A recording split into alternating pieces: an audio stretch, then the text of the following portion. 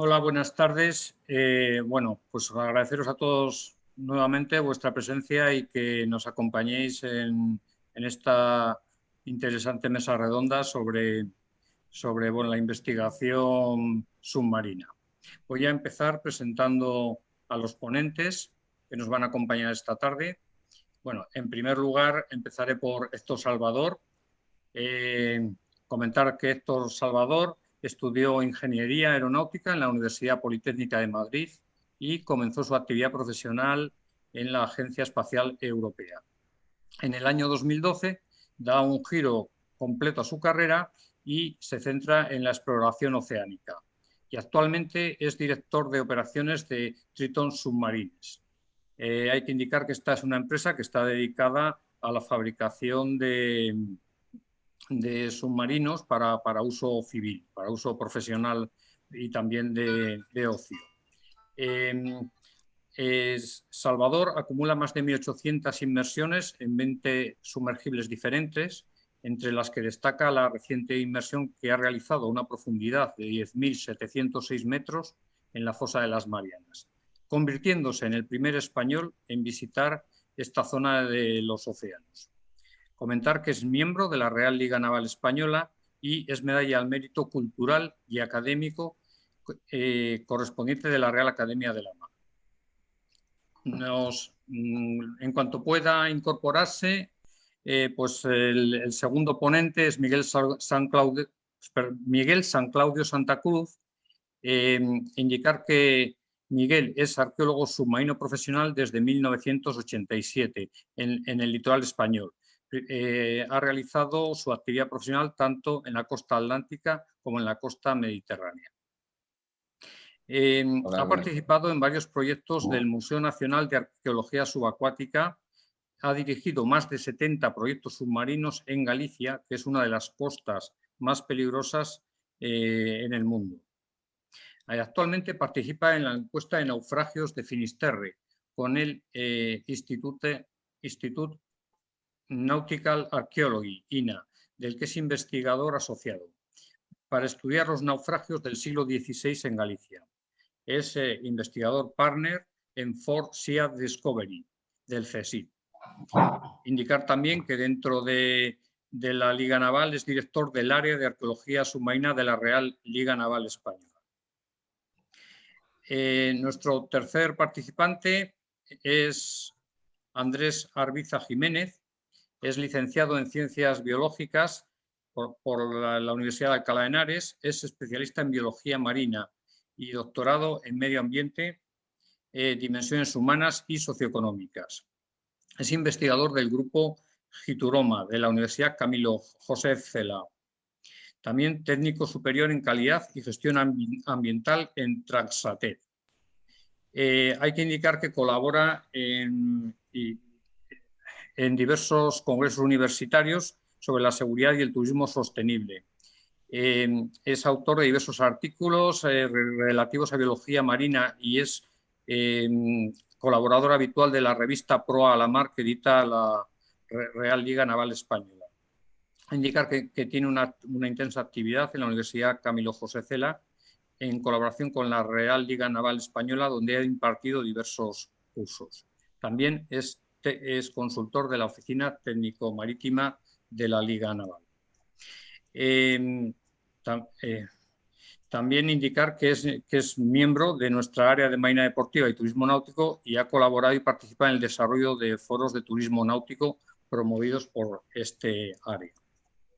Bueno, aquí veo que Miguel ha podido incorporarse ahora, está con nosotros. ¿Qué tal? Ya hemos conseguido resolver los temas del wifi. Bueno, pues para comenzar con la jornada, Héctor Salvador, cedo la palabra a Héctor Salvador, que nos va a traer una presentación sobre su reciente aventura. Por favor, Héctor. Muy bien. Bueno, buenas tardes. En primer lugar, muchas gracias a la Real Liga Naval Española por organizar este debate virtual, a los ponentes de lujo que nos acompañan hoy y a todos vosotros por escucharnos. Entonces, para poneros un poco en antecedentes, siempre me gusta comenzar con una imagen así, la superficie del mar. Esto fue lo que el ser humano conocía del mar durante miles de años de evolución humana, ¿no? Al final conocíamos la superficie, esta masa de agua, pero no fue hasta hace relativamente poco en la escala de evolución humana que nos interesamos por saber qué se ocultaba bajo sus aguas. Como ejemplos vemos aquí que el primer mapa batimétrico de los océanos es de mediados del siglo XIX, 1853, y son varias medidas prácticamente aleatorias realizadas con un escandallo. Pocos años después, con la expedición HMS Challenger, ya podemos ver que se toman medidas también con un escandallo a lo largo de una derrota del buque y se empiezan a obtener puntos que bueno, empiezan a indicar que el fondo del mar no es tan sencillo como se podía imaginar. Es precisamente aquí, en esta expedición del Challenger, donde se realiza la primera medición de profundidad en la fosa de las Marianas. Se obtienen más de 8.000 metros y bueno, pues al final era un punto aislado, ¿no? No sabíamos si es qué extensión del océano podía tener esta profundidad tan extrema que se estaba midiendo de forma puntual. Después de la Primera Guerra Mundial, con la aparición del sonar, podemos empezar a tener mapas con muchos más puntos, pero no es hasta casi los años 70 donde se tiene el primer mapa de la complejidad del fondo marino. Como podemos ver en esta imagen, tiene una orografía mucho más compleja que la superficie terrestre, que las tierras emergidas. Y es precisamente aquí, con estas primeras mediciones, donde empieza a tomar fuerza la teoría de las placas tectónicas, ¿no? Entonces nos damos cuenta de la importancia de comprender el relieve submarino para también entender el funcionamiento de nuestro planeta. Para poner un poco más en contexto, decir que los océanos cubren el 70% de la superficie de nuestro planeta, que de este 70% la profundidad media está entre los 3.000 y 4.000 metros, lo que se correspondería con el fondo de las cuencas oceánicas. Y yo creo que vale mucho la pena destacar que en los primeros 6.000 metros de la columna de agua tenemos el 98% de la superficie de los océanos. Esto es muy significativo porque si pensamos en la mayor parte de los batiscafos tripulados que se han hecho a lo largo de la historia, entre los que destacaría el Alvin americano, el Nautil francés, los Mir rusos, el Shinkai japonés, el Jianlong chino, todos ponían los 6.000 metros como la cota máxima, porque pues, explorar este 2% que nos queda del océano era mucho más difícil y bueno, pues siempre se quedó un poco relegado. No obstante, este 2% es donde pasamos de los 6.000 a los 11.000 metros de profundidad y donde están pasando los fenómenos más interesantes de la tectónica de placas porque se corresponden con las fosas de subducción. Un poco en el contexto histórico, 1958 Jacques Piccard inventa el batiscafo. Como sabréis, Jacques Piccard es famoso también por el primer globo estratosférico, el FNRS-1, y el primer batiscafo no es más que una adaptación de este globo, pero al entorno submarino, donde se utiliza una gran bolsa de diésel para darle flotabilidad y se va soltando lastre para ganar flotabilidad y separarse del fondo. Al final es un globo submarino. El FNRS 2 dio paso al Trieste, que empezó a ser utilizado por la Marina de Guerra de Francia, y en el 59 se transfiere a los Estados Unidos, que cambian la esfera por esta esfera que vemos en la imagen, fabricada por Krupp, y esto les permite llevar a cabo la misión Necton, que llevará a Don Walsh y a Jacques Piccard, el hijo de Auguste Piccard, a bajar por primera vez en la historia al fondo de la fosa de las Marianas, a una profundidad de unos 10.900 metros. Aún no está muy confirmado qué profundidad llegaron porque su profundímetro estaba calibrado en agua dulce en un lago de Suiza. Por lo tanto, no tenía en cuenta los factores de compresibilidad del agua de mar. Esa fue la única inmersión tripulada en esta zona Hadal, en estos fondos de la fosa de las Marianas, hasta que en 2012 el cineasta canadiense James Cameron desarrolló un sumergible para hacer un documental, el Deep Sea Challenger, con el que bajó y pudo explorar un poco en solitario el fondo de la fosa de las Marianas. Yo creo que vale la pena destacar que hasta 2012 solo 3 personas habían bajado al punto más profundo de nuestro planeta. No obstante, me gustaría hacer justicia al batiscafo francés, al Archimède, que se puso en marcha en 1961, diseñado también para una cota máxima de 11 kilómetros, Estuvo operativo hasta 1975 y durante estos 15 años, 14 años de operación, llevó a cabo un montón de misiones científicas. No obstante, en su planificación de inmersiones nunca estuvo la fosa de las Marianas. Su cota máxima de operación fueron los 9.500, lo máximo que llegó en la fosa de Kamchatka, y quizás por esto quedó un poco relegado en los libros de historia. No obstante, poner un poco de manifiesto con esta visión que se ve el corte transversal, estamos hablando de un batiscafo que necesitaba 20 toneladas de lastre por inmersión y 160.000 litros de combustible para tener flotabilidad. Estamos hablando de un vehículo tan grande que obviamente no podía ser izado a bordo de un buque, se tenía que remolcar y cada operación era realmente costosa, y esto hizo que hiciera un número muy limitado de inmersiones antes de ser retirado en el año 75, como decíamos. Nosotros, Triton, somos un fabricante de sumergibles, de exploración, de filmación, de uso recreativo, privado, y teníamos este modelo, por ejemplo, que se ve en la imagen, con un casco de metacrilato completamente transparente que opera a una cota máxima de 1.000 metros. Hace 6 años, el explorador estadounidense Víctor Vescovo nos contactó y nos propuso la misión de desarrollar el primer batiscafo que le permitiese bajar al punto más profundo de cada uno de los 5 océanos. Este es un explorador que había escalado el punto más alto de cada uno de los 7 continentes, había esquiado tanto al Polo Norte como al Polo Sur, pero bueno, había 17 exploradores que igualaban esta hazaña y él quería ser el número 1, convirtiéndose también en el primer humano en bajar al punto más profundo de cada uno de los 5 océanos. Con este reto tenemos que pasar de los 1.000 metros de profundidad, que es nuestra cota habitual, a una profundidad desconocida, porque aunque resulte difícil creerlo, la fosa de las Marianas con sus 10.900 metros era el punto más profundo conocido, pero no teníamos todavía una imagen exacta del fondo marino, no sabíamos si habría otras fosas más profundas todavía por explorar. De hecho, como os comentaré luego, el margen de error que teníamos en muchas de estas batimetrías era de más o menos 1.000 metros. Por lo tanto, a la hora de diseñar, pues tuvimos que diseñar para una profundidad de 14 kilómetros en caso de encontrar un punto más profundo que Marianas. Y como veis en esta imagen, sustituimos los tanques de gasolina que utilizaban el Trieste o el Arquimed para ganar flotabilidad por un material de última tecnología que se conoce como espuma sintáctica, y que son estos módulos que veis en la imagen que rodean a la esfera de titanio de 160 milímetros de espesor, que es donde viajan los 2 ocupantes, piloto y copiloto. El perfil de inmersión es bastante sencillo. Se comienza la inmersión bombeando agua en el túnel que nos permite descender hasta la esfera donde van los ocupantes. Una vez que este túnel está lleno de agua, tenemos una flotabilidad de 270 kilos, flotabilidad negativa de 270 kilos, con lo que el sumergible empieza a hundirse.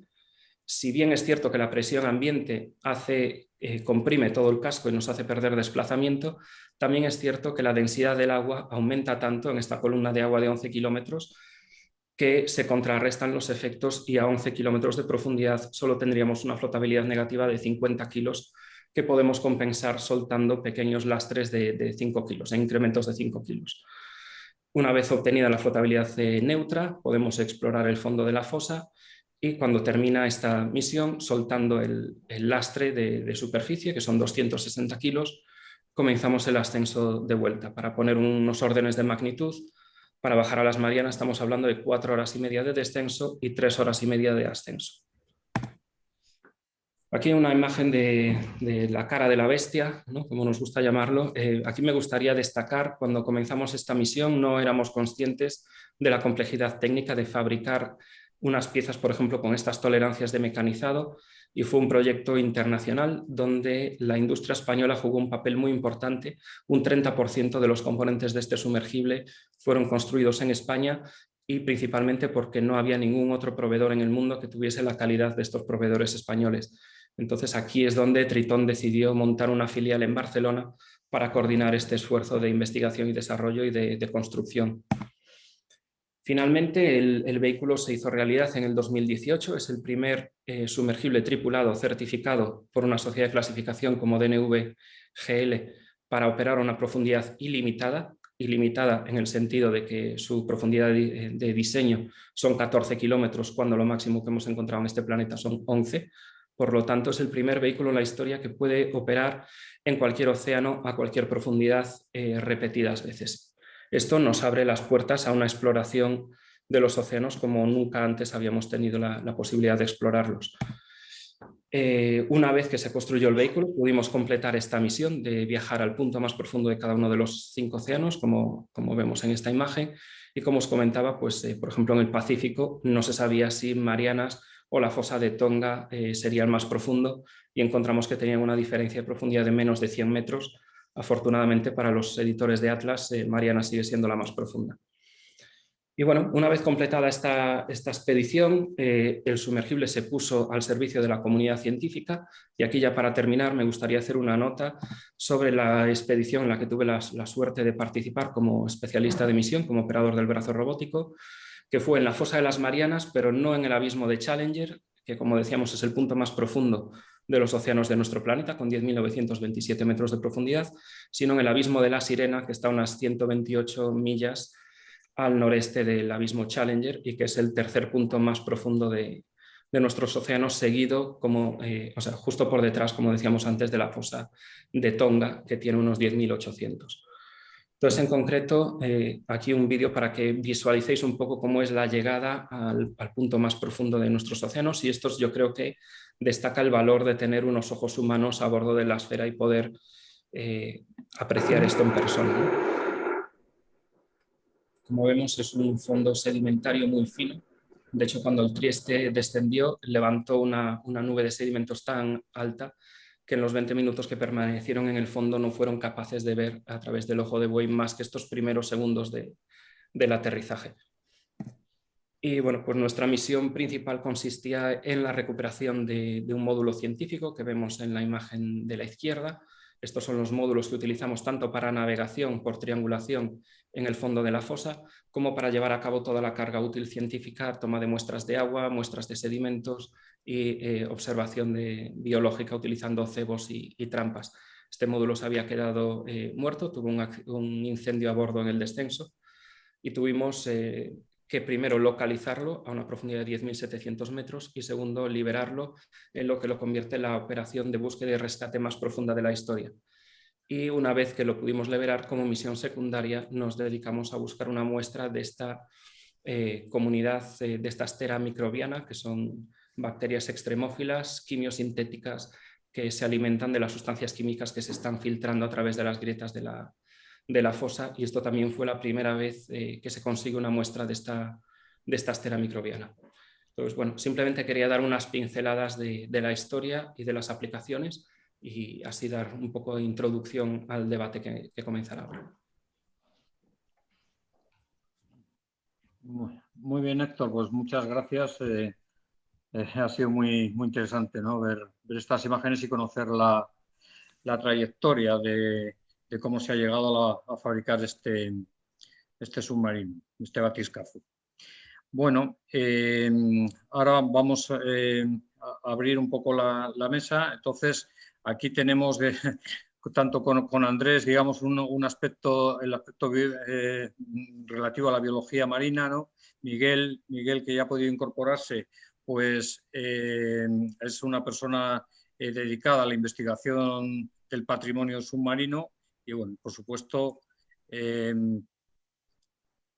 y luego pues también Héctor, pues con su faceta de ingeniero, incluso fabricante de los sumergibles. Hay una cuestión que podríamos plantear, y es que cuando descendisteis ahí, te hicisteis una toma de muestras, ¿no? del fondo marino. ¿Qué es lo que están estas muestras ya analizadas? ¿Han aportado algún elemento nuevo? No, todavía no. Se han repartido entre distintos centros de investigación, pero calculamos que las primeras publicaciones estén disponibles en un par de años. Esta muestra se tomó hace apenas mes y medio. Bueno. Perdona, era decir eso, lo interesante que es, además es la primera toma de muestras de una estera bacteriana de 10.700 metros de profundidad. Saber qué tipo de bacterias extremófilas pueden llegar a vivir a esas presiones, a esa ausencia casi total de oxígeno y sobre todo de cómo pueden llegar a vivir, qué tipo de energía pueden llegar a tener, ¿no? Claro, son quimiosintéticas. A partir del... Se ha visto que, las que se tienen datos que son de 6.000 metros, que son 3.000 metros más arriba, utilizan el hidrógeno como fuente de energía para poder llegar a vivir, porque ya incluso las que había en las dorsales oceánicas que utilizaban el anhidro sulfuroso y demás, se ha visto que hay otra manera más de utilizar la energía, en este caso la química, que es el hidrógeno. Además, es un papel fundamental que puedan llegar a consumir ese hidrógeno, porque si ese hidrógeno llegara a la superficie terrestre, pues potenciaría aún más lo que estamos sufriendo del cambio climático. Entonces es una...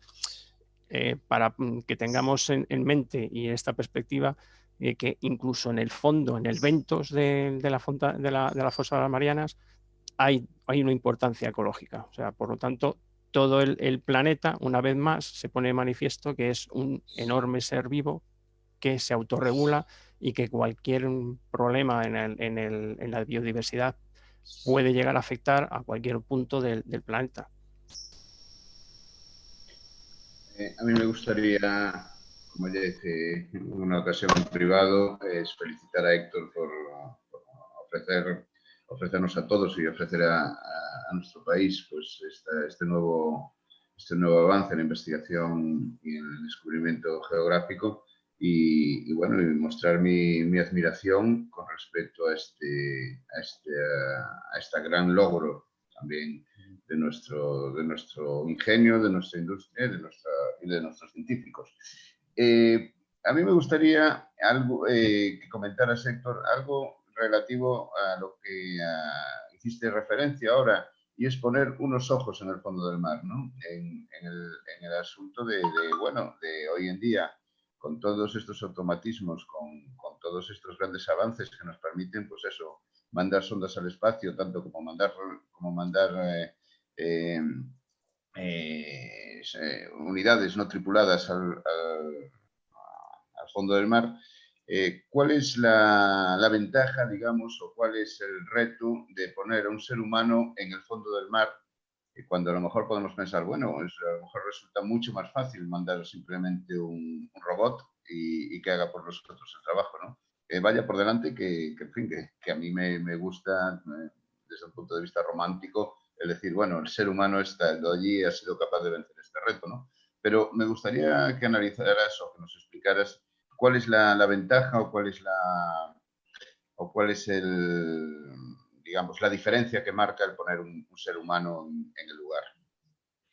Muy bien, bueno, muchas gracias por tus amables palabras. Yo creo que la complejidad de poner un humano a esta profundidad es inmensa. Sería muchísimo más fácil hacerlo de forma no tripulada, de forma robótica.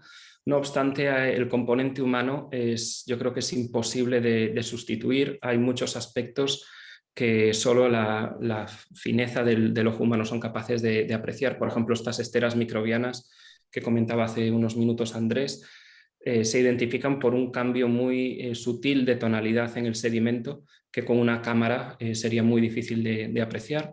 O yo creo que un poco más en el campo de la arqueología submarina. Hace justo 2 meses bajamos al pecio del USS Johnston a 6.500 metros de profundidad y ya solo la localización del pecio, que tienes que interpretar los sedimentos, como el propio estudio del pecio, poder llevar a un arqueólogo a bordo y que con sus propios ojos te indique qué zonas son interesantes de investigar, de poder acercarte, de poder analizar, interpretar in situ.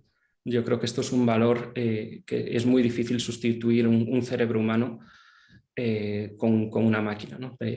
Podría citar muchos ejemplos, por ejemplo, cuando descubrimos el calamar gigante a 700 metros de profundidad en un sumergible de 3 personas, llevar a 2 biólogos que habían dedicado toda su vida al estudio de este animal y que tuvieran la oportunidad de estar 22 minutos cara a cara observando en su hábitat natural al objeto de su estudio. Yo creo que esta es una oportunidad única y al final esto es lo que nos motiva como humanos a progresar en el conocimiento, ¿no? Sí, es lo que estabas diciendo. O sea, estás hablando de lo que siempre ha estado oculto a los ojos humanos. Siempre ha habido pues datos pequeñas. El calamar gigante es uno de los animales que siempre ha sido como más mítico, ¿no? Casi parecía que era de la criptozoología, estos de los megalodones y demás. Veían en las playas y tal, pero nunca se había visto en su medio natural. Y ahora es porque es muy grande y es muy llamativo, pero claro, a partir de ahora, pues todas esa población mesopelágica que es tan importante en el ecosistema marino, con este tipo de submarinos y este tipo de tecnología va a ser mucho más accesible, y no solamente la zona mesopelágica, sino ya más abajo, ¿no? Hasta las zonas abisales, que prácticamente se tenían datos que eran unos retazos, unas pequeñas muestras, que pueda llegar a saber cuánta cantidad de biomasa puede llegar a haber allí, ¿no? Porque también con la última expedición de Malaspina, que fue financiada también por el CSIC, se determinó que, claro, toda esa zona mesopelágica había 10 veces más biomasa de la que se tenía constancia. O sea, podemos decir que la abisal, que es prácticamente no se contabiliza como biomasa, puede llegar a tener, pues a lo mejor, 2 grados más de magnitud de lo que se piensa. O sea, es verdad que lo que se está abriendo con vuestra tecnología es muy, muy interesante, y además es que abre a un futuro muy importante para la investigación. No sé si... Desde nuestro punto de vista, que es el estudio de las huellas que ha dejado el ser humano, en este caso bajo el mar, pues la verdad es que abre una nueva vía también para el estudio y la documentación de un patrimonio que, bueno, que todavía están peleando porque sea más reconocido y reciba más atención por parte de los organismos públicos. Esperemos que nos pase como el calamar gigante, que también parece que esto es una especie de aventura de locos o de académicos, especialmente deportistas, antes que de verdaderos científicos del patrimonio, y que deje ya de convertirse en un criptopatrimonio para ser lo que en realidad es, ¿no? Un reflejo de nuestra presencia en el mar. Y es algo de lo que en España, evidentemente, tenemos mucho que decir, por cuanto hemos sido pues la potencia que ha abierto el mundo, que ha hecho la primera globalización y que ha trazado los primeros intercambios intercontinentales cruzando océanos, ¿no? Y bueno, y ahí tendríamos también mucho que decir, por cuanto gran parte de ese legado cultural de la humanidad que se encuentra bajo el agua, pues pertenece a nuestro país, y desde mi punto de vista y de otros muchos colegas, pues pienso que ahí tenemos mucho que decir en cuanto a una responsabilidad para su protección y para su estudio. Y, en fin, abrir la vía a poder investigar, a poder estudiar en la ruta comercial, por ejemplo, entre América y España, en el Atlántico, pues yo creo que nos podría ofrecer muchísimas sorpresas y muchísimas satisfacciones. Con lo cual pienso que ahí tenemos un gran campo para abrir, quitando el hecho de que seas capaz o no de meterme a mí en un batiscafo, ¿no? Muy bien, también me gustaría añadir un componente que yo creo que es muy importante, que es el componente educativo, motivacional.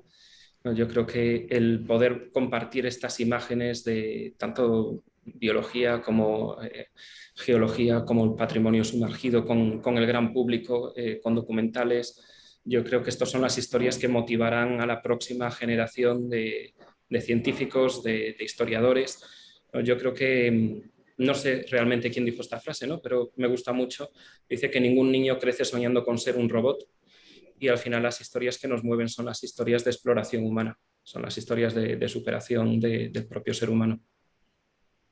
Sí, las historias de los pioneros siempre han sido esas historias súper tan sumamente agradables de leer, ¿no? la conquista del Polo Sur, la conquista del Everest, el descubrimiento de América, la primera vuelta del Cano a la circunnavegación del mundo. O sea, esas historias de pioneros siempre han sido impresionantes. Claro. James Cook cuando empieza a encontrar un montón también de islas.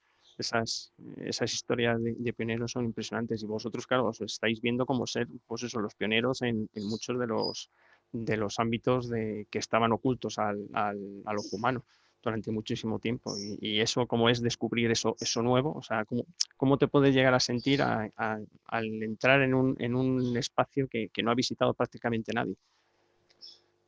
Yo creo que esto es una de las cosas que más me impactó cuando me di cuenta de todo lo que faltaba por hacer en los océanos, ¿no? Como decíamos al principio, yo estudié aeronáutica pensando que el espacio era la próxima frontera que nos quedaba por explorar, pero por ejemplo en esta expedición cuando te das cuenta que ni siquiera conocemos el punto más profundo de cada uno de los océanos y cuando lo empiezas a cartografiar con un sonar, con un multihaz de alta resolución, y empiezas a poblar el mapa con todo tipo de accidentes geográficos, con montañas, con fosas nuevas, que de hecho al final de la expedición se tiene la oportunidad de proponer nombres para estos nuevos accidentes geográficos.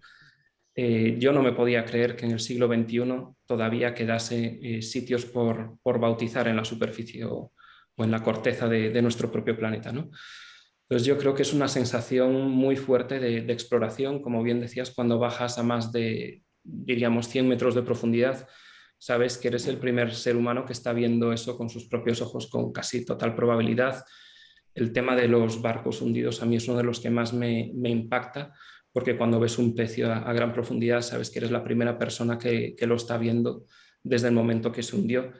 Y toda la historia que te está contando, ¿no? Cuando ves una puerta abierta, imaginarte que la última persona que abrió esa puerta, pues si se salvaría o no. Al final es un privilegio como ser humano el poder estar contemplando toda esta parte de nuestro planeta desconocida con tus propios ojos. Yo creo que esto es un mensaje muy potente de exploración y realmente es la última frontera que nos queda en nuestro planeta.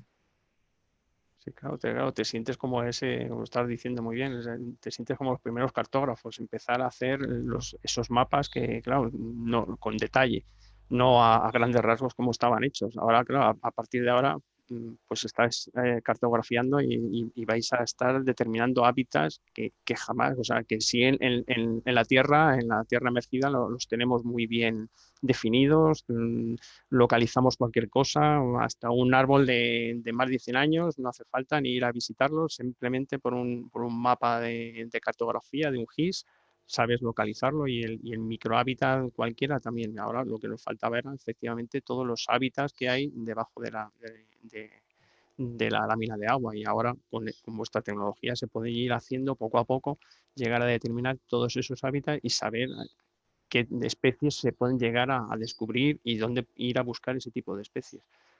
Yo creo que ahora mismo estamos viendo y viviendo una nueva frontera que se nos ha abierto. Sí, aquí para poner un poco de contexto, destacar que en el 2020 solo estaba cartografiado con multihaz el 19% de la superficie de los océanos.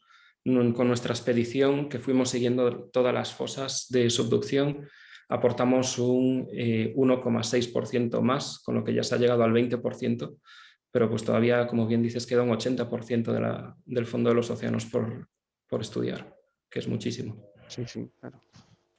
Es ingente la cantidad de mundos que se puede llegar a descubrir, de nuevos hábitats.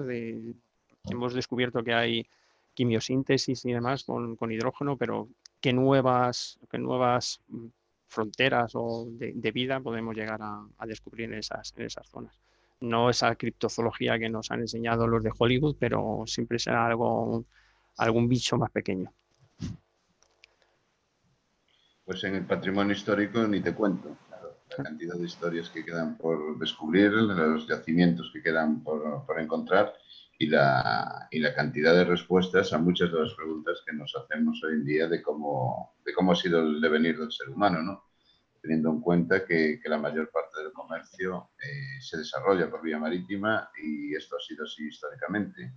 mar es el mejor medio de comunicación que ha conocido la humanidad y sus restos materiales están allí esperando que seamos capaces de estudiarlos y de salvaguardarlos. Y para eso, pues evidentemente, vuestros avances pues, nos están dando unas posibilidades de llegar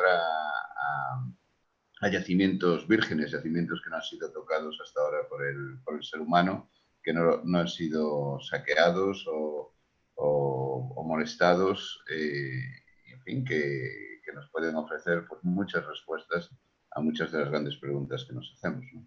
Eso hay que tenerlo muy en cuenta. Una cuestión, Miguel, viendo, digamos, la producción que están realizando empresas como la que trabaja Héctor, como este Tritón, o sea, ¿cómo ves implementar este tipo de sumergibles a la investigación que realizas tú, a la investigación arqueológica? Bueno, esto nos permitirá, pues, lo que decía antes Héctor, de poner ojos humanos en el fondo del mar y poder apreciar, pues, detalles que evidentemente a una cámara o a un robot teledirigido, pues, se le escaparían. Él tiene razón en eso, es un cerebro humano puesto ahí abajo y que nos puede facilitar mucha información. Probablemente sería un trabajo previo de prospección mediante elementos geofísicos y luego comprobación con batiscafo de aquellos elementos que hayamos detectado, pues eso, con sonar de barrido lateral principalmente, magnetómetros o cualquiera de los sistemas que se emplean habitualmente en prospección arqueológica remota. Y sería bajar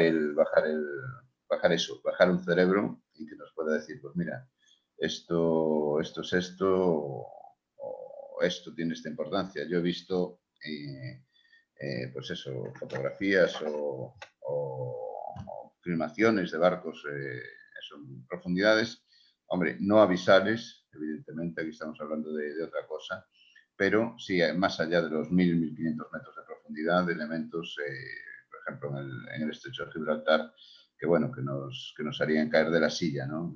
De poder bajar allí, poder documentar adecuadamente estos elementos y poder datarlos y obtener las informaciones que nos están conservando para nosotros, precisamente para el momento en el que seamos capaces de hacer esto que Héctor ya está apuntando o ya está demostrando que es posible. Muy bien. Bueno, pues si os parece, vamos a abrir ya la mesa a las preguntas que nos han realizado los participantes. Entonces, voy a empezar por leer las que nos han llegado en el momento de la inscripción. Las voy a lanzar a la mesa y, bueno, pues de alguna forma los contertulios aportáis lo que os parezca adecuado o asume alguno la respuesta que entienda que le va más directamente a él. Voy a empezar por la primera pregunta que nos la ha planteado José María Treviño Ruiz y nos pregunta cuál es la capacidad de intervención submarina en España, en cota y en tiempo. Bueno, yo me centraré solo en lo civil. Temas militares no sé cuál sería esta cota, pero en temas no tripulados con ROVs tenemos máquinas que pueden operar a 3.000 metros, 6.000 metros como mucho. Vehículos tripulados, desgraciadamente en España estamos limitados a los 1.000 metros con un par de vehículos privados. A nivel Estado no existe ningún sumergible tripulado en España en estos momentos. Y, por ejemplo, cuando fue la catástrofe del Prestige, pues fue el batiscafo francés, el Nautil, el que tuvo que intervenir. Como comentamos al principio, el Nautil está certificado para estos 6.000 metros, que es el 98% de la columna de agua, ¿no?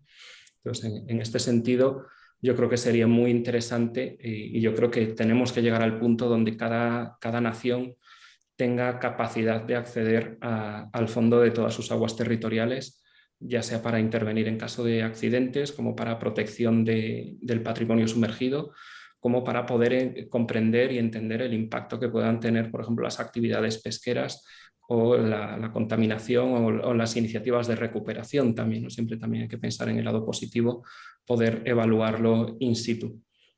Muy bien. Luego, Salvador Lechuga Lombos nos ha planteado una pregunta que yo creo que en buena medida está contestada, ¿no? Me planteaba si debería España tener un batiscafo o sumergible de gran profundidad. Creo que de alguna forma, Héctor, no sé si quieres añadir alguna cosa, pero creo que ya ha quedado respondida. Bueno, por mi parte yo estoy convencido de que sí, pero quizás Miguel o Andrés tengan un punto de vista. Bueno, el punto de vista mío es precisamente tú también el que lo has comentado. O sea, es muy importante tener un batiscafo, un sumergible que tenga una capacidad de intervención suficientemente importante como para que puedas llegar a defender medioambientalmente todas tus aguas territoriales, no solamente las tuyas, sino las de otros países. Por ejemplo, igual que hace Francia o hace Japón o hace Estados Unidos, tener esa capacidad de intervención para que en cualquier momento se pueda llegar a actuar en una emergencia que puede llegar a ser pues eso, un accidente de un petrolero o un accidente de un buque que hace un transporte de una mercancía muy, muy peligrosa. Creo que no es que se tenga que tenerla, es que es una consideración que se tenía que haber tenido ya en la mesa desde el Prestige hace tiempo. Yo estoy completamente de acuerdo. Un país como el nuestro, que somos prácticamente un archipiélago unido solo al continente por los Pirineos, con unas aguas territoriales inmensas, qué menos que tener la posibilidad, como dicen Héctor y Andrés, de poder intervenir en nuestras aguas allá donde sea necesario. Hombre, todos recordamos las tragedias del submarino Santa Fe, del último submarino indonesio. Eso nos tendría que alertar de la necesidad de contar con los medios para poder intervenir ahí, ya fuera del trabajo habitual que pudiera tener una máquina o unas máquinas como esta, porque como sabemos todos, para tener una máquina operativa necesitamos al menos 2 o 3 para poder intervenir. Pues qué menos que un país como el nuestro debería de apostar por el estudio, por la protección y el acrecentamiento de lo que se ha llamado desde hace décadas el espacio interior, ¿no? Frente a ese espacio exterior, que es el espacio exterior el espacio que todo el mundo entiende, pues tenemos un espacio interior que son las aguas y que son incluso en muchísimas ocasiones y en muchísimos aspectos mucho más complicadas de estudiar y mucho más complicadas de intervención que lanzar incluso un hombre al espacio, ¿no? Tiene unos componentes el bajar a una persona eso, en profundidades abisales que muy difícilmente se solucionan y que plantean problemas en muchos casos mucho más grandes que eso, que enviar un hombre en una cápsula al espacio exterior. O sea que el espacio interior es algo que nos debería de interesar y que un Estado como el nuestro, un país como el nuestro, debería hacer de esto una labor de Estado, ¿no? Tal y como hizo Francia, y lo entendió perfectamente hace muchos años, de lanzarse al mar, de lanzarse a investigar los océanos y bueno, todos hoy admiramos al IFREMER, en World Trans, en arqueología subacuática, que tienen unos medios y unos profesionales y una serie de disponibilidades que bueno, que nosotros deberíamos aprender mucho de eso. Muy bien. Bueno, vamos a pasar a la siguiente pregunta. Antonio Miguel Gutiérrez nos pregunta cuál es el futuro de los sistemas de exploración profunda y qué barreras se están planteando superar. Bueno, desde nuestro punto de vista como fabricantes de sumergibles, el reto de la profundidad, que había sido el reto de la industria durante décadas, ¿no? El poder bajar más profundo y poder bajar de forma repetitiva. Yo creo que este reto por primera vez ha quedado solucionado. Podemos bajar a cualquier profundidad y repetidas veces, hacer inmersiones un día tras otro. Pero bueno, como veíais en las imágenes que os mostraba el batiscafo, estamos todavía en una esfera metálica con un ojo de buey pequeñito, que al final te tienes que acercar el ojo para poder observar el exterior. Ahora mismo estamos trabajando en poder bajar cada vez a más profundidad en un casco de presión completamente transparente, como el que os mostraba, que tiene capacidad de bajar para 1000 metros. La semana pasada comenzó la construcción en nuestro astillero de Barcelona del primer batiscafo que bajará a 2300 metros de profundidad con un casco de presión completamente transparente. este número no sea aleatorio, sino que es la profundidad máxima del Mar Negro, y quizás aquí Miguel nos puede comentar un poco más qué secretos guarda el fondo del Mar Negro. Y bueno, pues yo creo que nuestro reto podría ser llegar a cualquier profundidad en un casco transparente y también democratizar estos vehículos. Cuanta más tecnología se desarrolle, cuantas más unidades se construyan, más barato será la adquisición de este tipo de vehículos, y yo creo que ahora estamos en una fase pionera, como podía ser a principios del siglo XX la aviación, que era algo casi anecdótico, había muy pocos aviones, y quién les iba a decir que 100 años después habría en cualquier momento más de 1 millón de personas en el aire. Yo creo que cada vez habrá más sumergibles, tanto para turismo como para investigación, y al final podremos compartir el gran océano con el gran público, y esto es lo que permitirá concienciar a la sociedad en la necesidad de protegerlo y de respetarlo, ¿no? Al final no protegemos lo que no conocemos, y esto es una tarea pendiente, es poder hacer que la sociedad conozca lo que se esconde bajo esta lámina de agua que cubre todo el mundo submarino. Precisamente quizás lo que apuntas tú de esa democratización de estas tecnologías. Ya hemos visto más de un submarino privado en los grandes yates de los magnates rusos, por ejemplo, mini submarinos. Pues precisamente esto quizás sea un factor que vaya a provocar la intervención, ¿no?, del Estado en la adquisición de elementos de este tipo para poder intervenir allí donde actualmente el Estado pues, no puede actuar, porque precisamente carece de estos elementos. Precisamente quizás ese sea uno de los elementos que fuercen al Estado a intervenir en este tema. Sí, yo creo que debería de tenerlo muy en cuenta, porque lo que comentas de democratizar los viajes submarinos tiene también su componente medioambiental bastante fuerte. Ya hemos visto, pues, lo que comentábamos antes de conectarnos, la huella del hombre, ¿no? Ya se ha considerado que estamos viviendo en la era geológica del Antropoceno, porque hemos dejado una huella indeleble en toda la superficie terrestre, no solamente desde que empezamos a hacer la agricultura con las quemas y demás, sino sobre todo es la huella indeleble cuando ya se hacen con los radioisótopos de las pruebas nucleares. Ya ha quedado en toda la superficie, incluso en el vento oceánico. Llegar a tener más capacidad de llegar a esas zonas en las cuales, pues, aunque haya restos de materiales humanos como restos de plásticos y restos de la actividad industrial humana, si además llegamos hasta ahí y se democratiza, va a ser impresionante la cantidad de residuos que se van a quedar. Igual que cuando se democratizó el Everest, las imágenes que tenemos de esa frontera de altitud de un basurero que existe ahora mismo, pues esa presión humana a esos fondos deberían de estar los estados también muy, muy pendientes de cómo regular y normalizar estas actividades.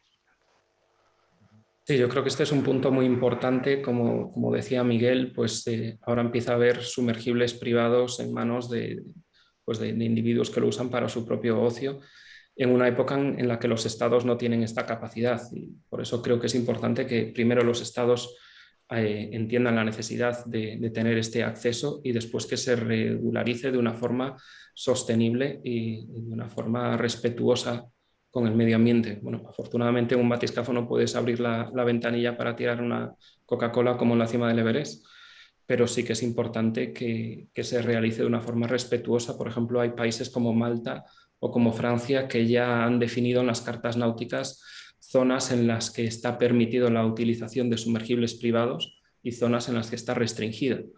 Yo creo que es muy importante anticiparse a esta presión de usuarios, como bien comentabas, y poder regularizarlo de forma que los usuarios lo puedan disfrutar, pero en unos sitios controlados, y que no, por ejemplo, que te pidan permiso de inmersión sobre unas coordenadas que quizás sea un pecio que el gobierno todavía desconoce, pero alguno de estos individuos ya ha localizado por sus propios medios.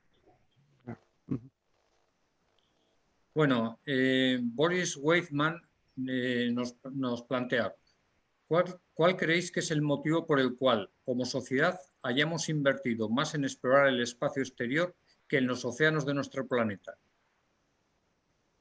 Bueno, yo tengo mi opinión. Yo creo que lógicamente el conquistar el espacio siempre ha sido...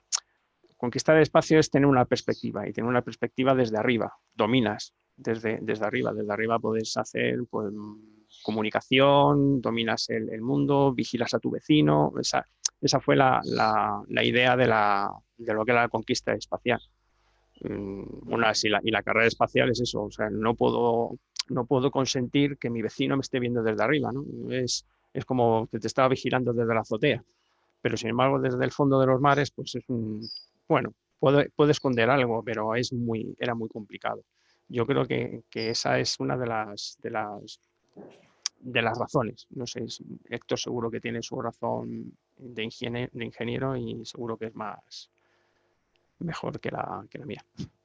No, estoy de acuerdo contigo. Yo creo que la exploración de la zona más profunda de los océanos tuvo una época dorada en los años 60, 70. Como os enseñaba en la presentación, en el 60-61, tanto Estados Unidos como Francia estaban invirtiendo en tener acceso a esta zona y se hicieron muchas misiones científicas de medición de la velocidad del sonido en la columna de agua, de caracterización de termoclinas, de medición de salinidad en profundidad. Pero bueno, pues en ese momento también comienza la carrera espacial en plena Guerra Fría y empiezan otros intereses ya no tan científicos, sino quizás más tecnológicos, como bien decías, tanto de observación de la Tierra como de espionaje desde el espacio, satélites de telecomunicaciones, y el océano se quedó con, bueno, al final hay mucho interés científico, pero tristemente el interés científico no es el que mueve las grandes inversiones en nuestra sociedad. Bueno, yo ahí no es que discrepe, pero sí haría matizaciones. Por ejemplo, claro, decía Andrés que era la dominación desde arriba, bueno, que nos podían controlar, la instalación de armas en el espacio. Pero, sin embargo, en el mar eso mismo ocurrió y ocurrió con el tema de los submarinos.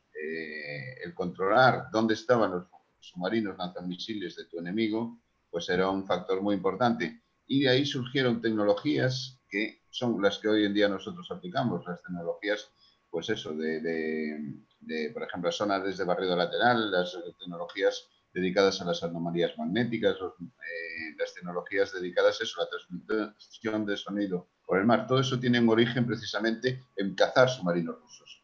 Y luego pasa al campo civil, sobre todo a raíz de la caída del telón de acero, pues hay una explosión en lo que es la oceanografía mundial impresionante, y es porque se han liberado muchas tecnologías que antes estaban, digamos, restringidas, ¿no? Entonces, yo pienso que también se ha invertido mucho dinero en la investigación submarina. Quizás también lo que ocurre es que no sea tan llamativo, ¿no? Pero hoy en día cualquier barquito de pescadores, o incluso de pescadores deportivos, llevan a bordo unas tecnologías que, hombre, yo recuerdo, ya voy cogiendo unos años y recuerdo las tecnologías que había hace 40 años a bordo de los barcos pesqueros, y vamos, lo que hoy tiene un barco de mediano porte español o occidental es de ciencia ficción. No sé si habéis visto un puente últimamente de un barco moderno, y aquello tiene más lucecitas que la nave de Star Trek. Y no estoy exagerando, ¿eh? Y más pantallas y tal. Entonces, yo ahí sí soy optimista. Sí pienso que hemos avanzado mucho en investigación, pero es evidente que no lo suficiente. Y es lo que decía antes también Héctor. Hay zonas de nuestro planeta bajo el agua que son completamente ignotas para el ser humano y que nos van a ofrecer una cantidad de sorpresas que considero muy importantes, y pienso que es por eso también uno de los campos en los que merece la pena la inversión y el esfuerzo de la sociedad para obtener en fin, conocimientos científicos, avances técnicos, avances médicos, bueno, todo lo que todos sabemos. A mí me llamó tremendamente la atención el dato de que solamente 23 personas habían descendido hasta la profundidad abisal, ¿no? Cuando, por ejemplo, pues, ahora hemos tenido unos 700 astronautas, o sea, personas que que han salido al espacio exterior en el mundo. O sea, la diferencia en el número pues te indica dónde se ha puesto efectivamente el empeño, ¿no? Pero bueno, vamos a ir a la siguiente pregunta, que es Álvaro Soria nos comenta cómo podríamos contribuir o entrar a trabajar en el sector.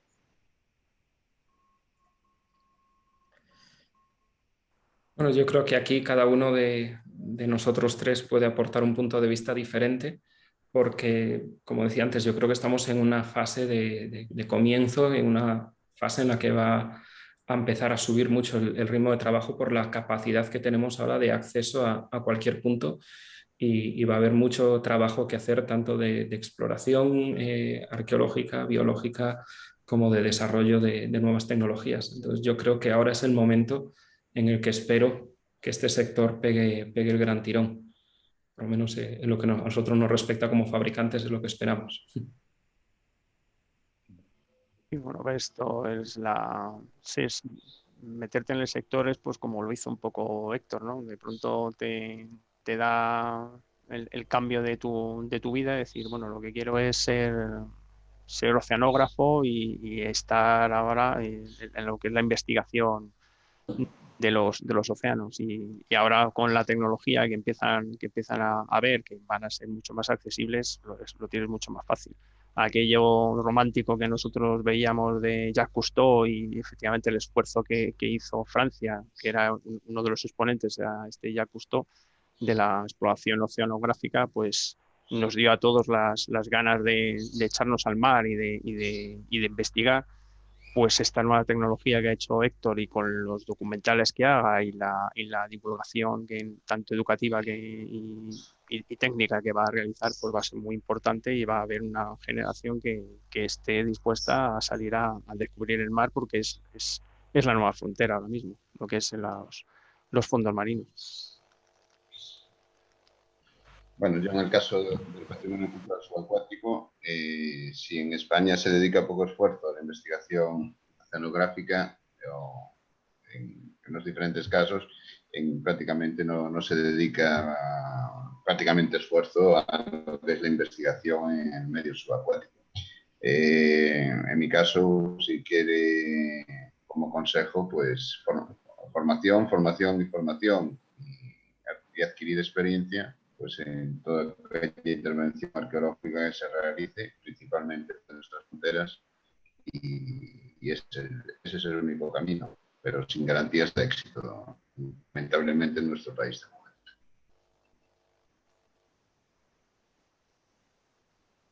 Bueno, pues si os parece, vamos con la siguiente cuestión que nos la plantea Pedro Cañamero, que nos pregunta por la percepción de los tiempos en un medio que va oscureciéndose más y más, eso sin obviar la instrumentación, ¿no?, que te marca los parámetros sobre los que estás actuando. ¿Cómo sentís ese factor? Bueno, si bien aquí sentados decimos que 4 horas y media de descenso y parece mucho, la verdad es que cuando estás dentro del vehículo no te das cuenta de que está pasando tanto tiempo, ¿no? Estás muy concentrado en la misión, estás monitorizando todos los parámetros de soporte vital, de navegación, manteniendo comunicaciones con la superficie. Entonces, la verdad es que no tienes este momento de sentir que esto va lento o que está pasando mucho tiempo. Sí que es impresionante cuando estás viendo el profundímetro, ¿no? Ver que al principio estamos bajando unos 100 metros por minuto. Entonces, como bien decías, la influencia de la luz solar se termina a los 3 primeros minutos de la inmersión, y todavía te quedan 4 horas y 27 minutos de descenso en la más absoluta oscuridad. Pero yo no diría que sientes el paso del tiempo simplemente por lo concentrado que estás en la misión. De hecho, no fue hasta el haber completado la misión principal el que te tomas 5 minutos de pausa para reflexionar sobre dónde estás realmente, y ahí es donde te viene de golpe la sensación de, caramba, tengo casi 11 kilómetros de columna de agua sobre la cabeza y una presión externa de más de 1 tonelada por centímetro cuadrado. En este sentido, como curiosidad, una tradición que tenemos en nuestro sector, pintamos vasitos de estos por spam y los ponemos en el exterior del submarino para que veáis cómo quedó comprimido, ¿no?, por la tonelada por centímetro cuadrado del fondo de la fosa de las Marianas. Pues mejor no pensar en estas cosas cuando estás dentro. Bueno. Desde luego. Y más cuando nos has comentado que claro, lo ignorantes que éramos, que pensábamos que iríais con un cable o con algo, el batiscafo que no fuera totalmente autónomo. Pensamos que estaréis unidos por algo. Y ya cuando nos has dicho que no estabas unido por algo, es claro, la sensación que tienes que tener de absoluta soledad es increíble. Y además de estar, claro, pendiente de cualquier monitor que te dé cualquier alarma y cualquier ruido. Tenéis que estar con los 5 sentidos totalmente abiertos. Tenéis que estar sumamente concentrados, porque claro, cualquier pequeño fallo, cualquier pequeño chirrido, yo creo que tienen que disparar todas vuestras alertas. Porque era una de las preguntas que tenía para hacerte, era eso, que cómo se puede llegar, si lo hacíais, si no era por cable, qué tecnología hay para superar esa termoclina, que ese gradiente sónico que hay en los océanos, cómo puedes llegar a comunicarte a un tiempo prudencial con el barco nodriza. Bueno, aquí, como bien decía Miguel antes, es gracias a la tecnología militar desarrollada para los submarinos militares. Tenemos sistemas de comunicaciones acústicos por ultrasonidos que nos permiten enviar tanto voz como datos de navegación y datos de soporte vital a través de la columna de agua. Bueno, como bien dices, las termoclinas son un problema. También la propia absorción de la señal, de la disipación, cuando tiene que viajar la señal de ida y vuelta, pues 20 kilómetros en un medio tan complicado como es la columna de agua. Entonces sí que podemos jugar con la profundidad a la que ponemos los transductores y también con la potencia de transmisión. Y bueno, también es cierto que una vez que estás en el fondo de la fosa, las comunicaciones distan mucho de ser óptimas. Estamos hablando de 7 segundos de retraso en cada sentido, que sería prácticamente equivalente al retraso que tendría una señal electromagnética a la Luna, ¿no? Estamos hablando de un retraso en las comunicaciones similar a los que sufrieron los astronautas de las misiones Apolo. Pero aún así yo prefiero ir sin cable, a pesar del factor psicológico que comentábamos. El cable, por un lado, sería un riesgo de quedarte atrapado en tu propio umbilical, ¿no?, de que se pudiera enredar en uno de los propulsores del sumergible, o que se pudiera enredar en una roca en el fondo y que pudieran poner en peligro la misión. Y por otro lado, el no tener cable facilita muchísimo la operación, porque el buque nodriza no necesita ser un buque con posicionamiento dinámico, que se mantenga siempre en la vertical del lugar de inmersión, sino que el buque nodriza nos pone en el agua, el sumergible empieza la inmersión y el buque nodriza se mantiene a la deriva, se puede alejar varias millas y simplemente sabes que como siempre sabes dónde está el sumergible, pues cuando comienza el ascenso tienes 3 horas para volver a ponerte en posición para volver a izarlo a cubierta. Pues en este sentido, esto nos permite operar desde buques relativamente modestos, sin tener que ir a grandes buques oceanográficos con posicionamiento dinámico.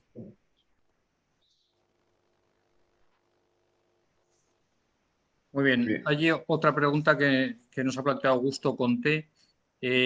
¿Cuál es la profundidad máxima que pueden alcanzar sus vehículos? Bueno, como comentaba antes, este vehículo en concreto se diseñó para trabajar a una profundidad de 14 kilómetros, porque cuando se comenzó la misión no sabíamos cuál sería la profundidad máxima de nuestros océanos. Ahora que sabemos que el punto más profundo está a estos 10.928 metros de profundidad, pues podemos decir que podemos bajar a una profundidad ilimitada, ¿no? Podemos trabajar ya a cualquier profundidad de nuestros océanos. Perdona, Miguel, no sé si querías tú añadir algo en la... Te he cortado. Una curiosidad, ya que estábamos hablando de aspectos técnicos del batiscafo. Todos sabemos que Picard diseñó su Trieste con flotabilidad ofrecida, pues eso, por fuel, por un combustible que, al no ser compresible, pues podía mantener la flotabilidad durante toda la columna de agua. Y tú dijiste que en vuestro sumergible lo habéis sustituido por un elemento de alta tecnología. En fin, y a mí me queda la curiosidad de si nos podrías describir, aunque sea muy brevemente, qué tipo de elementos es esto, si es un polímero que es porque evidentemente no puede ser comprensible y sin embargo mantiene la flotabilidad. Me gustaría saber qué tipo de elementos es. Vale, esto es un material que se conoce como espuma sintáctica. Las espumas sintácticas son microesferas de vidrio con vacío en su interior, embebidas en una matriz epóxica. Entonces, visualmente es un bloque duro, estamos hablando de unas microesferas muy pequeñitas, pero permite tener más flotabilidad que su peso, o sea, tener flotabilidad positiva cuando está en el agua. Y tiene esta ventaja de la gran resistencia de estas microesferas de vidrio y además de su gran número, aunque implosionen algunas, que de hecho lo van haciendo a lo largo de la vida operativa de este bloque de espuma, pues sigue manteniendo características de flotabilidad positiva. Y esto es lo que nos permite cambiar estos 160.000 litros de combustible del Trieste por unos bloques que hacen que el vehículo entero pues, tenga 11 toneladas de desplazamiento, y esto nos permite cogerlo con una grúa y ponerla en cubierta de un buque relativamente modesto. Pero bueno, precisamente tiene esta propiedad, al contrario que el vasito que os enseñaba antes, ¿no? Que esto precisamente es una espuma, pero donde las celdas de aire que hay en su interior implosionan debido a la presión exterior, pues estas microesferas de vidrio les permiten resistir esta presión de 1000 bares de presión ambiente. Bueno, pues hemos terminado con las preguntas previas, pero vamos a ir ahora con las que se nos han hecho de manera directa en este momento a través del chat. Entonces, a ver, en primer lugar, Esteban Sánchez nos pregunta si psicológicamente y físicamente hubo preparación previa de los tripulantes y después de la inmersión, si estos aspectos se vieron alterados de alguna forma. Bueno, desde mi punto de vista es difícil contestar porque llevo 10 años pilotando sumergibles, entonces digamos que para mí fue un día más en la oficina, pero un día extremadamente largo. Yo creo que la belleza de estos vehículos es que no necesitas una preparación física especial para poder embarcarte en un sumergible, al contrario que el buceo autónomo, el buceo con escafandra, que sí que necesitas estar en forma física, tener una formación en todos los temas de seguridad que necesitas. Aquí el piloto puede llevar a una persona no preparada, a un científico, para que observe directamente con sus propios ojos el objeto de su estudio sin tener que haber pasado 5 años en una escuela de sumergibles.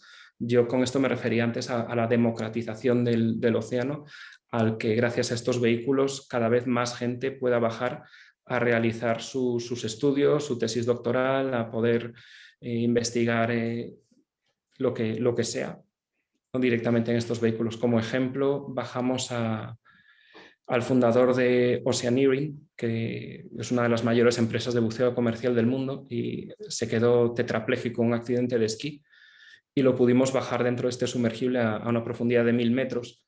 Y el hombre se emocionó con lágrimas en los ojos. Decía: nunca pude pensar que la inmersión más profunda de mi vida fuera a ser después de haberme quedado tetrapléjico, ¿no? Una persona que inventó el buceo comercial.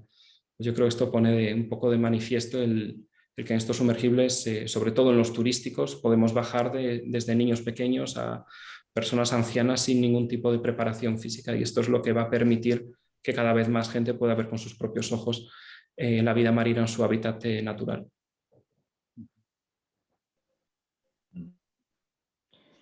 Bueno, seguimos con la siguiente cuestión del chat. Dice que en el fondo del mar está en constante cambio por la actividad volcánica y más las Marianas. ¿Se podría producir una fosa más profunda y de cuánto sería el límite? Bueno, sí, vamos. Por poder producirse se podría llegar a producir, ¿no? O sea, la historia geológica de la Tierra pues son 4.500 millones de años, 3.750 millones de años tiene la vida, y en toda esa cantidad de edad geológica pues puede haber habido o habrá fosas muchísimo más profundas, o al revés, se cierra y no hay fosa más profunda. Es verdad que bueno, las últimas teorías se suponen que la actividad geológica de la Tierra cada vez es menor. O sea, con el paso de los millones de años, la Tierra acabará estando en una situación mucho más estable. Ese es el problema, por ejemplo, de los planetas del sistema solar. La mayoría de los planetas del sistema solar no tienen actividad ya volcánica, no tienen actividad interior en su geología y son muertos. O sea, es la vida que hay en la zona de las fosas marianas y todo eso también es producida por esta actividad volcánica que tiene la Tierra. La actividad geológica que tiene en el interior de un planeta da la posibilidad de la vida porque da ese tipo de energía. Calor, minerales muy, muy diferentes que pueden llegar a ser explotados por la vida. O sea, creo que tendería más a que se cerraran todas las zonas de subducción, como sería la zona de la fosa de las Marianas, y las dorsales a medida que la Tierra vaya avanzando en su cierre. O sea, la entropía al final acabará siendo el mínimo que haya. Muy bien. Bien, pues vamos con la siguiente cuestión. Nos preguntan cómo consigue la financiación Héctor Salvador para fabricar sus sumergibles y si es una financiación totalmente privada o tiene colaboración con en el IEO o con el CSIC. Bueno, ahora mismo estamos en una fase en la que todos nuestros clientes son privados. En el caso de este batiscafo de profundidad ilimitada, fue este empresario americano, Víctor Vescovo, el que financió el I+D del vehículo con el objetivo de poder ser, como decíamos, el primer ser humano en bajar al punto más profundo de cada uno de los 5 océanos. Y una vez conseguido su objetivo, él está alquilando el vehículo a centros de investigación, a universidades que necesiten este tipo de acceso al océano profundo, de forma que él tiene su plan de negocio donde espera recuperar la inversión en el desarrollo del vehículo a lo largo de la vida útil del propio sumergible, ¿no? Estamos hablando de unos vehículos que tienen una vida útil, calculamos como media de 20 años, si bien es cierto que, por ejemplo, el Alvin lleva muchos más años en funcionamiento, aunque la Armada de Estados Unidos dice que no queda ni un solo componente en el Alvin del Alvin original, ¿no? Entonces, al final, son vehículos que tú puedes ir manteniendo y que se prolonga su vida útil durante 30, 40 años sin problemas. Entonces, este cliente en concreto lo vio como un modelo de negocio y yo creo que es factible, ¿no? Cada vez será más factible el que haya sumergibles adquiridos por una empresa y que después los alquilen para distintas misiones, para intervenciones, para misiones de búsqueda y salvamento, y que esto sea un negocio sostenible. Creo que la pregunta es obvia. ¿Cuánto cuesta? Si se puede saber, claro. Sí. Bueno, este es un caso muy especial porque no existía esta tecnología. No es que pudieras comprar motores para esta profundidad o placas electrónicas tolerantes a 1000 bares. Y con todo el I+D, el precio de mercado está en unos 30 millones de euros. Este es el caso más extremo, ¿no? Los sumergibles convencionales que hacemos para 1000 metros empiezan en los 2 millones de euros, que yo creo que comparado con un ROV, un World Class, estamos más o menos en el mismo rango, pero con la diferencia de tener un buque de presión, un casco de presión dentro del que pueden ir humanos con todo el sistema de soporte vital que requiere. Y una pregunta, la tecnología que ha puesto de manifiesto el poder llegar a hacer este tipo de sumergible y poder hacerlo repetidamente y por lo tanto lógicamente económicamente es más sostenible. ¿Cuál ha sido? ¿La de las microsferas o todo en conjunto? No, yo diría todo en conjunto. Ha habido muchos avances tecnológicos en muchos pequeños aspectos, pero bueno, desde soluciones desarrolladas para el sector militar, como por ejemplo el sistema de comunicaciones adaptado a una presión de trabajo mayor, como la tecnología de poder utilizar estas microsferas para reducir los tanques de flotabilidad, como por ejemplo el desarrollo de baterías de litio tolerantes a presión que nos permiten almacenar una gran cantidad de energía en un espacio, un volumen relativamente compacto, ¿no? Como ejemplo, después de una inmersión de 14 horas, estamos volviendo a cubierta con las baterías al 60%. O sea, la capacidad de energía que puedes almacenar hoy en día una batería de litio es una locura si piensas en lo que teníamos hace 10 años en las baterías de plomo ácido, que requerían de un un casco de presión que añadía peso, que añadía desplazamiento y que hacía que el sumergible tuviese un tamaño que ya fuera poco interesante para trasladarlo, porque necesitarías un buque muchísimo más grande, ¿no? Entonces yo creo que todo el desarrollo tecnológico, tanto de tecnología de materiales como en electrónica, nos está ayudando a hacer cada vez vehículos más compactos y más baratos. También este mismo asistente nos preguntaba por si la Armada estaba al tanto de vuestros trabajos y también qué opinas del ROV que tiene el Instituto Español de Oceanografía. Bueno, comenta que es el ROV Liropus. En cuanto a la primera pregunta, sí, tenemos muy buena colaboración con la Armada Española. De hecho, como anécdota, en la primera inmersión que realizamos a la fosa de las Marianas, bajamos una bandera de España que se donó a la Armada y que ahora está expuesta en el Museo Naval de Madrid. Entonces, desde el principio hemos tenido muy buena colaboración con la Armada y hemos puesto toda nuestra capacidad, tanto personal como tecnológica, a disposición de las necesidades que pueda tener la Armada, porque yo creo que al final, en caso de necesidad, es importante que sepan que quizás estos vehículos están aquí en Barcelona, que podemos intervenir o que podamos colaborar en cualquier necesidad que tenga. En cuanto al ROV Liropus, pues no conozco los detalles, conozco el modelo y sé que es un ROV de trabajo de alta profundidad, pero yo personalmente nunca he trabajado con este equipo de LIO. Bueno, aquí parece que tenéis un potencial cliente porque nos pregunta si los sumergibles deportivos necesitan mantenimiento frecuente por personal especializado. Que también nos cuestiona si un mecánico naval normal puede hacer el mantenimiento diario y cuál es el precio de partida del modelo deportivo más sencillo. Bueno, sí, obviamente necesitan mantenimiento especializado. Estamos hablando de máquinas tecnológicamente complejas y también en las que estás poniendo tu vida en la máquina, ¿no? No es que te puedas, como un coche, que si tienes una avería te puedes bajar. En el sumergible tienes que ser capaz de volver a la superficie en todo momento. Entonces, nosotros como fabricante formamos al personal de mantenimiento y normalmente son nuestros clientes los que realizan el mantenimiento de sus propios vehículos, pero sí que es necesaria una formación específica. Y el precio de partida, como comentábamos antes, el más sencillo, el de 1000 metros una persona, empezaría en unos 2 millones de euros. Muy bien. Bueno, de momento, pues bueno, no tenemos más cuestiones en el chat.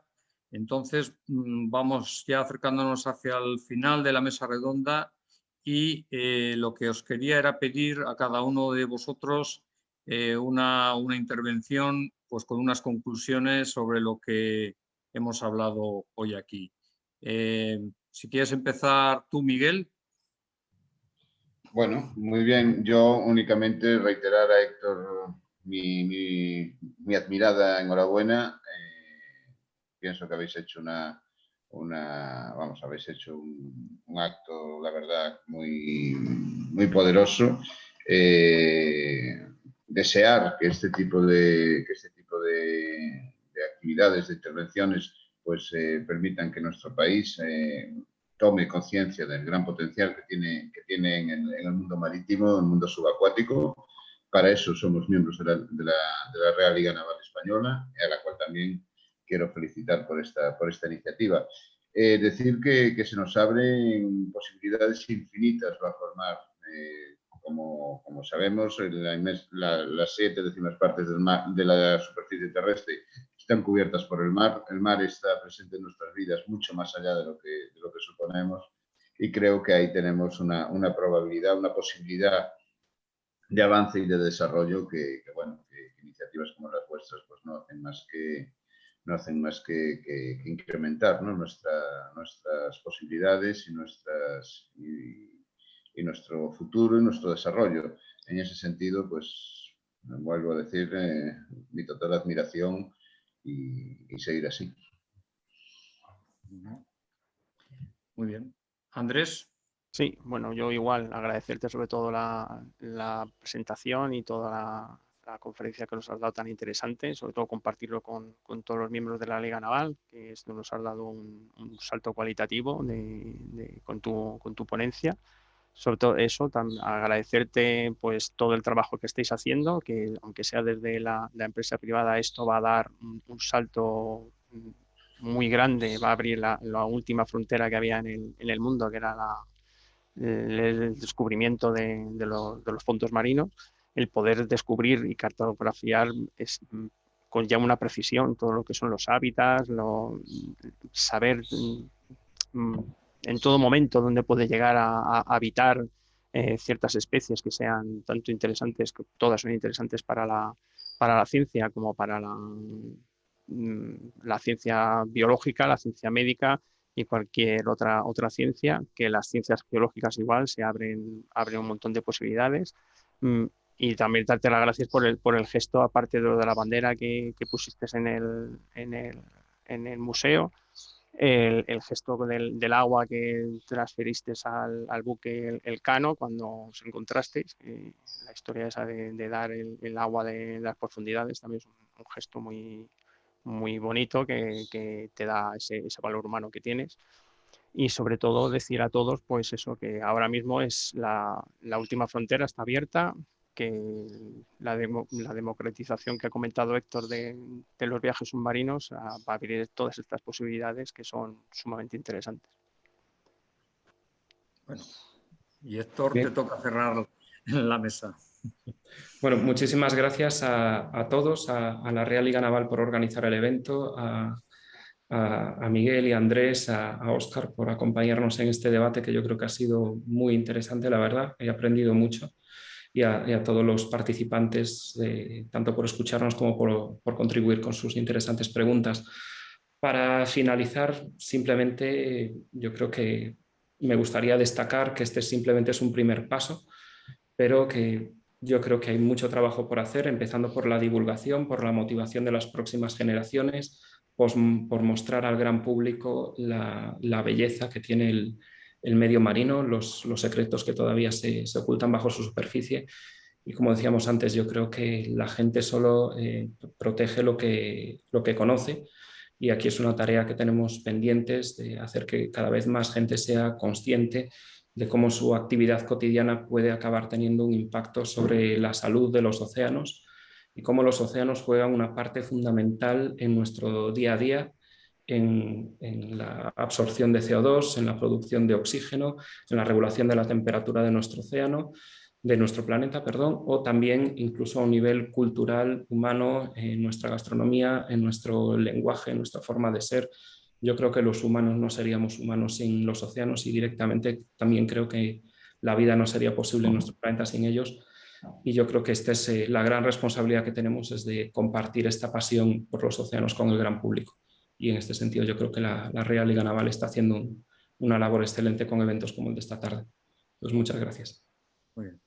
Bueno, pues muchas gracias a los Andrés, Miguel y Héctor por esta mesa tan interesante. Quiero también agradecer a todas las personas que nos han seguido en directo. También comentaros a todos que la Real Liga Naval Española, pues bueno, está abierta a todos aquellos que sientan que su interés y su pasión está en el mar. Comentar que esta mesa redonda va a quedar en el canal de YouTube de la Real Liga Naval. Entonces allí podéis volver a visionarla, y también pues os agradecemos que la compartáis con vuestras amistades, vuestros conocidos, y que la divulguéis todo lo que podáis. Bueno, muchísimas gracias a todos. Damos aquí por concluida la mesa redonda y bueno, hasta la próxima vez que nos veamos. Muchas gracias. Adiós. Gracias. Muchas gracias.